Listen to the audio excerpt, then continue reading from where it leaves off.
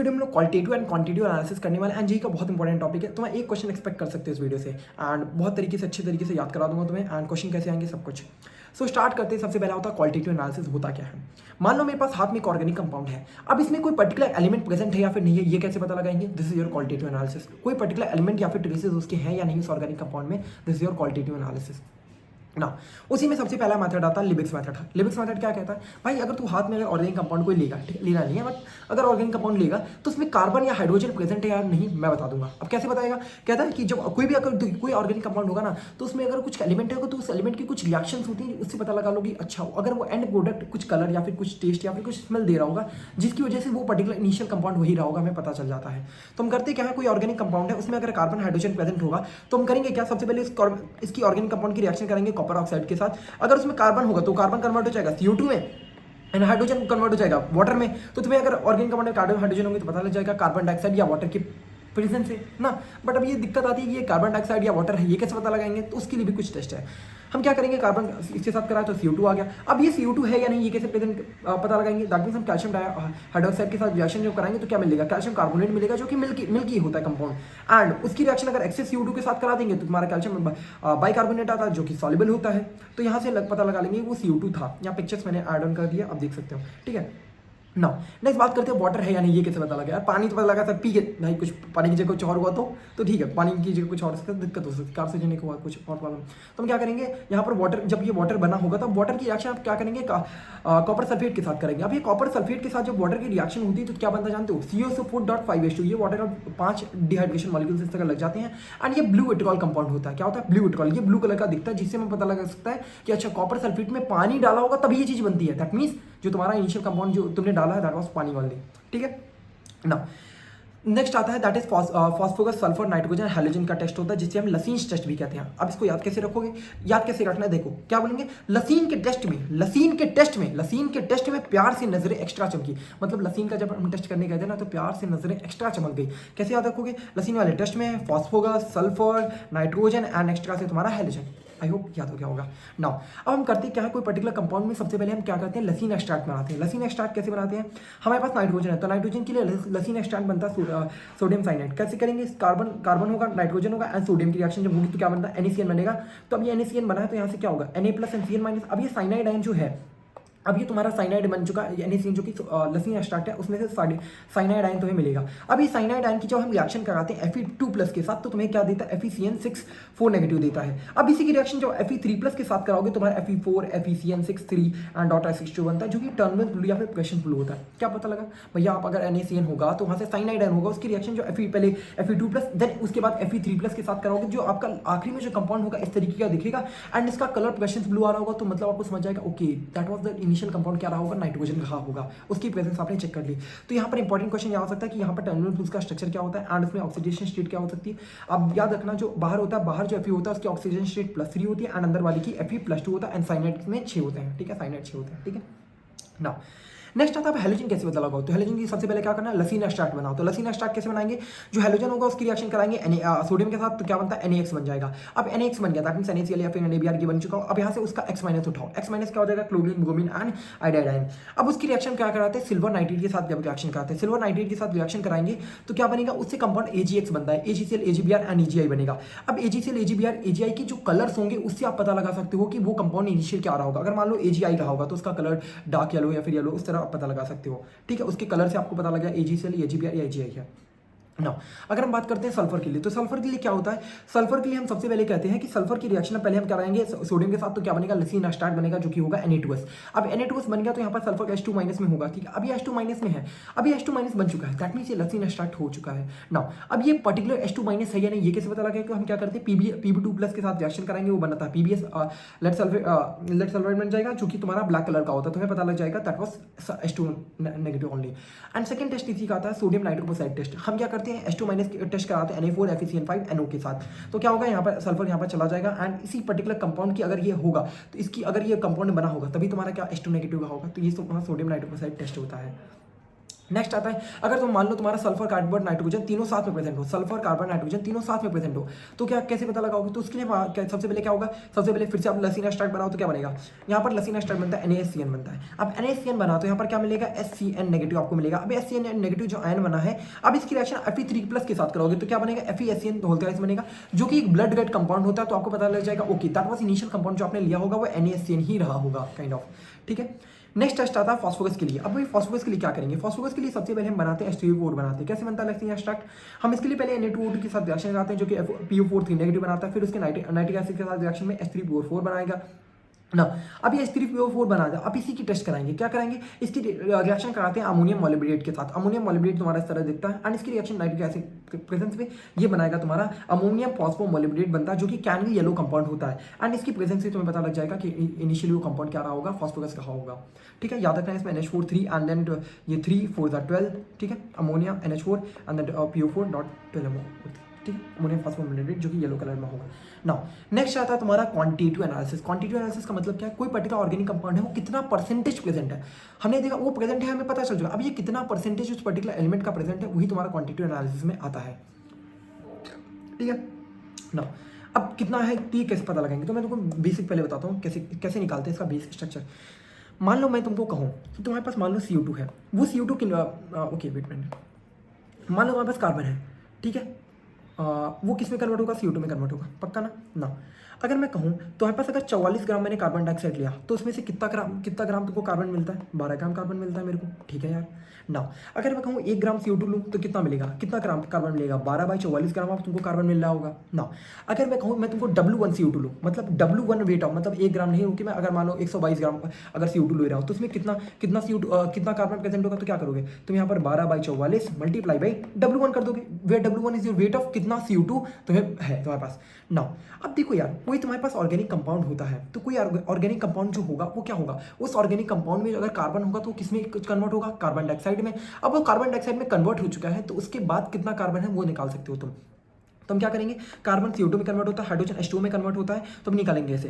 तो तुम्हारे पास 44 gram carbon dioxide होगा तो किस में कन्वर्ट हो जाएगा, 12 ग्राम कार्बन में। तो यहाँ से W1 ग्राम अगर निकालोगे तो 12/44 इंटू W1 हो जाएगा ना। अगर ये तुम्हारा ये है तो अगर मैं ये W1 है, अब मैं चाहता हूँ ये W1 ग्राम ऑफ CO2 किस में प्रेजेंट है, W1 ग्राम ऑफ CO2 किस में प्रेजेंट है, जब मैंने W gram of organic compound लिया, मतलब मैंने अगर मान लो 100 ग्राम ऑर्गेनिक कंपाउंड ले लिया, उसमें मान लो 12 ग्राम मेरा 12 ग्राम CO2 आ रहा है, तो क्या लिखेंगे यहाँ पर 100 ग्राम ऑर्गेनिक कंपाउंड में 12 ग्राम अगर तुम्हारा CO2 प्रेजेंट है तो कार्बन कितना प्रेजेंट होगा, that means 12/44 of 12/100 sorry 100 into 100 जो कि तुम्हारा परसेंटेज में निकालना तो 100 से मल्टीप्लाई कर दोगे।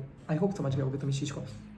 करना क्या है, इनिशियली तुम्हारा जो ऑर्गेनिक तुम्हारा कार्बन का वेट 12/44 कितना है, जो कि तुम्हारा CO2 कन्वर्ट हो रहा है वो W1 कितना ग्राम ऑफ कार्बन डाइऑक्साइड लिया था, एंड W तुम्हारा क्या है, ऑर्गेनिक कंपाउंड का वेट। हम इस जो फॉर्मुलास पढ़ने वाले हैं उसमें आपको याद रखना है W1 क्या होता है, W1 वो कंपाउंड होगा, W1 क्या होगा, वो कंपाउंड होगा जो कि तुम्हारा एंड प्रोडक्ट में मिलता है, जैसे CO2 है या फिर H2O है या फिर तुम्हारा आपने और पढ़े हमने। तो यहाँ W1 क्या होगा, उसका वेट कार्बन डाइऑक्साइड या वाटर का वेट। W क्या होगा, ऑर्गेनिक कंपाउंड का वेट, जो ऑर्गेनिक कंपाउंड जो हमने लिया होगा, एंड इंटू 100 जो कि तुम्हारा परसेंटेज निकालने के लिए करते हैं, तो 12/44 इंटू W1 इंटू 100 ना।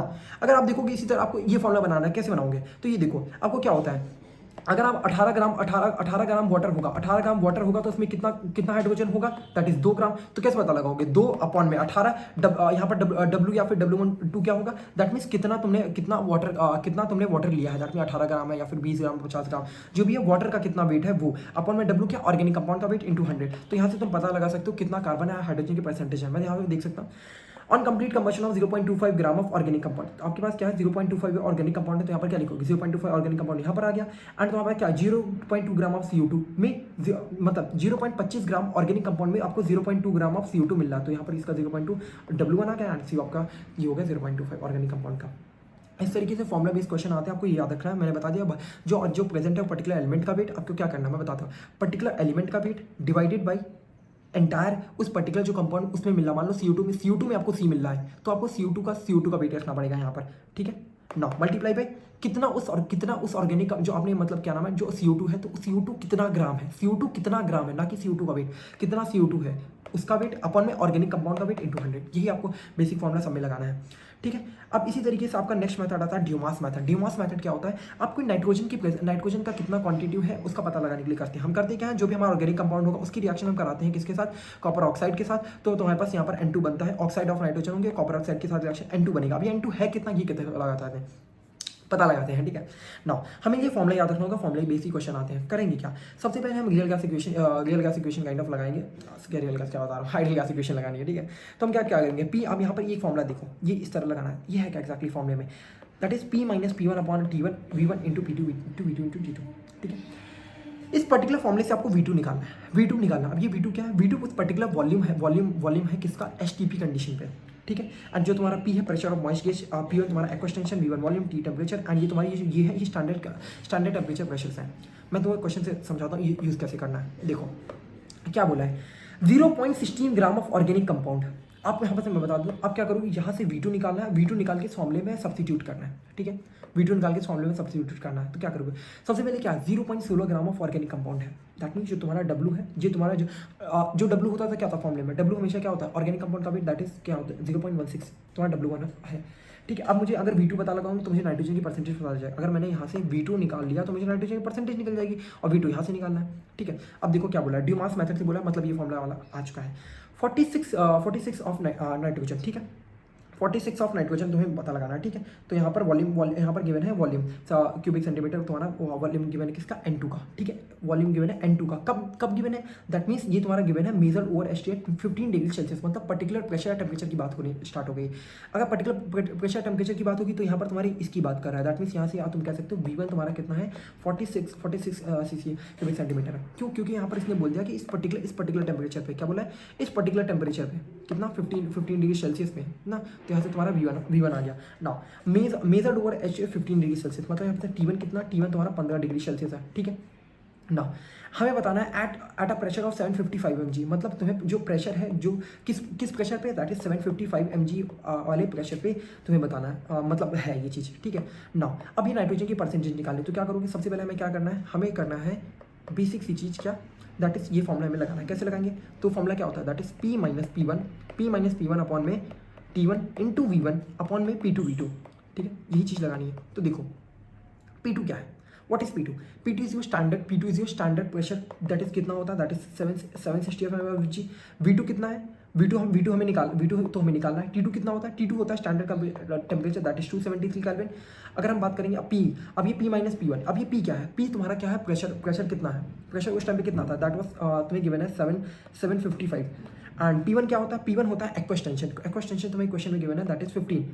T1 कितना, उस किस टेम्परेचर में ये चीज़ हुई, वो टेम्परेचर हमें गिवन है 15 डिग्री सेल्सियस, लेकिन 15 डिग्री सेल्सियस हमें केल्विन में इसको कन्वर्ट करना पड़ेगा। तो हम क्या करेंगे, 273 जोड़ देंगे तो कितना हो जाएगा, आई थिंक ये अराउंड 288 हो जाएगा, ठीक है। V1 कितना, उस टाइम पे वॉल्यूम कितना था, दैट वाज 46।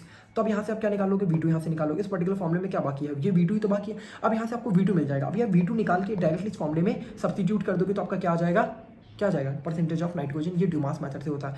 कंडीशनिंग क्या करनी, बस आपको फॉर्मूला याद रखना, P minus P1 into V1 upon में T1 P2 V2 into T2। जहाँ पर ये तुम्हारी ये ऑलरेडी ये चीज़ें हैं, एक दो क्वेश्चन आप प्रैक्टिस कर लेना, आपका 100% क्वेश्चन हो जाएगा, ठीक है। ये नॉर्मल क्वेश्चन इसी तरीके से आते हैं, डायरेक्टली वैल्यूज आपको सब्स्टिट्यूट करनी रहेगी। नेक्स्ट मेथड आता है नाइट्रोजन की निकालने का, लेकिन होता है जल्दाल मेथड। जल्दाल मेथड में हम करते क्या है, कोई ऑर्गेनिक कंपाउंड होगा उसकी रिएक्शन कराते हैं sulphuric acid and copper sulphate के साथ, जो कि तुम्हारा NH4 ट्वाइस एंड SO4 बनता है, एंड वहीं से तुम्हारा अमोनिया बनता है, ठीक है, अमोनिया गैस। अब इसी में तुम्हारा नाइट्रोजन कितना परसेंट है, ये कैसे निकालते हैं, तो ये परसेंटेज ऑफ नाइट्रोजन निकालने के लिए हम करते क्या, that is 1.4 of normality into V upon में W। क्या करना है, 1.4 into normality into V of कितना वॉल्यूम है एंड अपॉन में W, जो कि तुम्हारा वो W क्या, ऑर्गेनिक कंपाउंड कितना, उसका कितना वेट है, डायरेक्टली परसेंटेज में निकलेगा, तुम्हें और कुछ नहीं करना है, ठीक है। नो डायरेक्टली फॉर्मूला सब्स्टिट्यूट करना है, 0.6 ग्राम तुम्हारा 0.6 ग्राम तुम्हारा W क्या होगा, 0.6 ग्राम ऑर्गेनिक कंपाउंड का वेट हो गया, बस इसमें फॉर्मूला एप्लीकेशन है, that's it. But important question एक बार इस पे ये आता है, दैट इज कि कोई जिल्दाल मेथड होता है वो पर्टिकुलर कंपाउंड के लिए वैलिड नहीं होता। कौन से पर्टिकुलर कंपाउंड होते हैं, जैसे NO2, कहीं पर अगर नाइट्रो ग्रुप रहेगा तो वहाँ पर तुम्हारा ये जिल्दाल मेथड एप्लीकेबल नहीं होता है। सेकंड होता है जो कि एजो कंपाउंड, जहाँ पे N डबल बॉन्ड N होते हैं, वो एजो कंपाउंड में भी एप्लीकेबल नहीं होता है। या फिर नाइट्रोजन अगर रिंग में प्रेजेंट हो तो भी वहाँ कंपाउंड ये तुम्हारा ये मतलब ये टेस्ट जो तुम्हारा है जिल्दाल नहीं देगा। कहाँ नहीं देगा, NO2 में, या फिर N डबल बॉन्ड में, या फिर नाइट्रोजन अगर रिंग में प्रेजेंट होगा तो ये पर्टिकुलर कंपाउंड मतलब ये टेस्ट तुम्हारा नहीं देता है, ठीक है। नाउ नेक्स्ट मेथड आता है तुम्हारा carius method, chlorine, bromine, iodine इन सब के लिए होता है। तो करना क्या है, हमने बेसिक तुम्हें बताओ ऑलरेडी बताओ जो कार्बन हाइड्रोजन उसी तरह का टेस्ट है। कोई ऑर्गेनिक कंपाउंड होगा उसकी टेस्ट सिल्वर नाइट्रेट के साथ कराते हैं तो क्या हमारे पास AgCl बनता है। अब ये AgCl बना है, अब AgCl जब एक्वस अमोनिया के साथ रिएक्शन कराते हैं तो ये सॉल्युबल बन जाता है। अगर हम ये जो AgBr की बात करेंगे इसी तरीके से वो पार्शियली इनसॉल्युबल होता है एक्वस अमोनिया में, लेकिन अगर हम AgI की बात करेंगे तो एक्वस अमोनिया में इनसॉल्युबल होता है। थ्योरेटिकली पूछ सकता है ना। अभी कितना परसेंटेज होगा प्रेजेंट, ये कैसे पता लगाएंगे। बिल्कुल आप कार्बन हाइड्रोजन वाले एग्जांपल पे जाओ वापस से। क्या होता है कार्बन हाइड्रोजन वाले एग्जांपल में आप जाओगे तो क्या होता है, आपको कितना वेट है उस पर्टिकुलर एलिमेंट का डिवाइडेड बाय कितना उस पर्टिकुलर जो कंपाउंड में जैसे CO2 है तो CO2 का वेट कितना, वो मल्टीप्लाई बाय कितना ग्राम ऑफ CO2 आपने लिया होगा अपॉन में ऑर्गेनिक कंपाउंड। सिमिलर चीज आपको यहाँ करनी है। तो देखो क्या हो रहा है, जो हमें क्लोरीन बताना लगाना, तो क्लोरीन क्या होगा ऑर्गेनिक कंपाउंड में, अगर क्लोरीन रहा होगा तो कन्वर्ट हो जाएगा सिल्वर नाइट्रेट के साथ रिएक्शन में AgCl में।